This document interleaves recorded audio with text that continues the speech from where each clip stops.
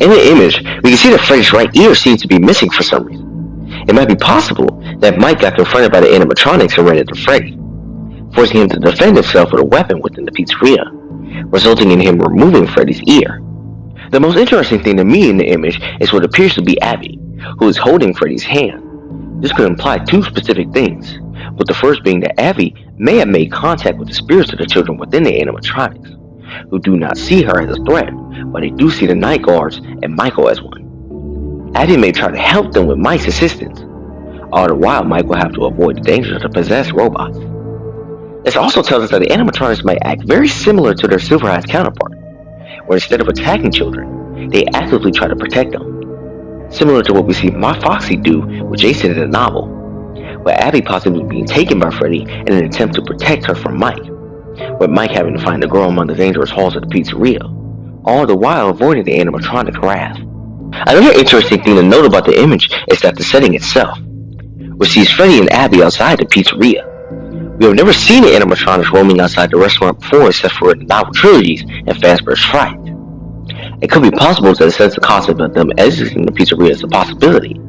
They could follow Michael home. If one does, I have a feeling it will be Golden Freddy due to his ghostly nature.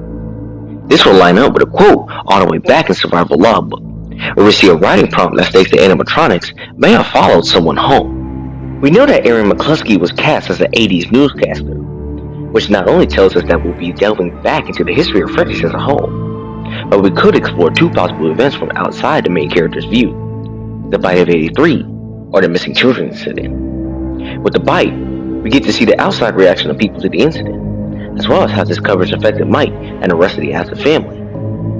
If it is the MCI event, we get to see the events that will eventually spawn the newspaper articles that we see back in FNAF 1. I will see if the culprit the police arrested and convicted was really William or not. With the Winter Spring Bonnie head that we saw, we see that it's not quite in the same color and aging that we see in Springtrap.